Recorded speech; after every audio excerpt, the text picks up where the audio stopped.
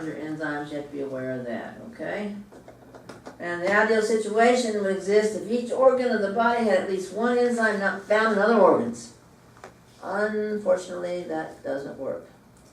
There are some that are more specific for particular organs, but you have to use a panel for that. Does everybody understand what I mean by profiling? And that's why there's multiple tests on our profiles and stuff, because we're doing that, okay? And this is basically saying what I'm telling you right now. I'm just telling you briefly, but this information here is what that's talking about. And again, that's why we say profiling. If we want to determine if AST came from muscle or liver, we run CK, and we run ALT, right? Or SDH, right? To tell us that. And again, the isoenzymes we just talked about. There's not isoenzymes for everything that has been developed, but some of our more common things are LDH, AST, CK, alkaline acid phosphatases will tell us. In other words, when we have stress triad, what was one of the major enzymes we would see elevated in the blood because of that? Alk-Phos, because there's a stress-induced isoenzyme of Alk-Phos. Okay? So things like that. So I say, oh my heavens, this time I've got liver problems, Alk-Phos is out, it's got cholestasis. And then GGT is mildly elevated. Bilirubin is not elevated. So what does that probably tell you? Is that Alk-Phos because of cholestasis, or is that Alk-Phos because of it's stressed? And so that's how we use those things, okay? And again, isoenzyme procedures vary from being very simple to being very complex.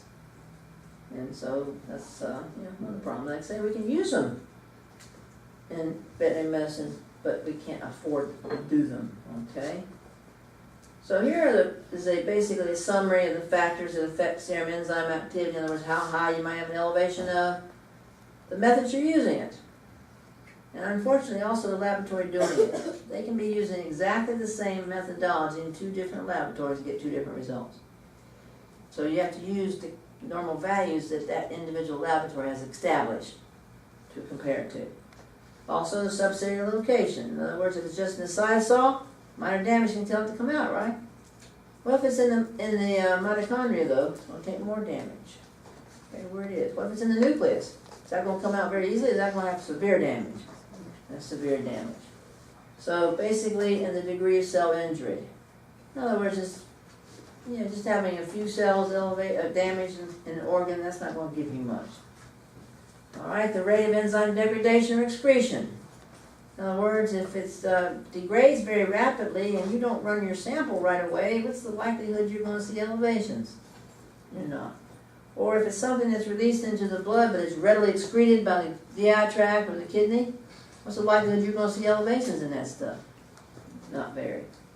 And also, as we said, the magnitude of tissue activity, the increased enzyme synthesis, and circulatory impairment. These can all affect serum enzyme activity. All right, and can different diseases have different effects on different components here? And so that can cause problems as far as interpretation. And this is just showing you a little diagram. See the blood vessel there? You're looking at serum enzyme activity.